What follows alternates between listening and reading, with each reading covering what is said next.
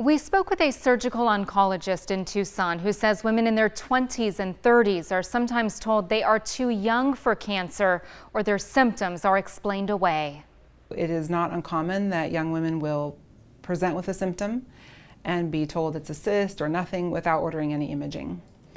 And it's heartbreaking. Dr. Michelle Lay says within the past year, she's treated 2 pregnant breast cancer patients. At first, their symptoms were not taken seriously by their doctor. It's really not that hard to get an ultrasound. Everybody's insurance will pay for a breast ultrasound. There are some guidelines around mammography during pregnancy, so not everybody can get a mammogram, but an ultrasound's pretty easy for a lump. I didn't know that if you have dense breasts, that can increase your risk of breast cancer. And that's something that people should be asking their doctors in their 20s. Lindsay Baker was diagnosed with breast cancer at the age of 35. In addition to self-exams, she encourages women in their 20s and 30s to know their risk factors by seeing a doctor to discuss breast health. And most important, she says, be your own advocate. And I always like to encourage women, if you need to, bring a friend or a family member to your appointment.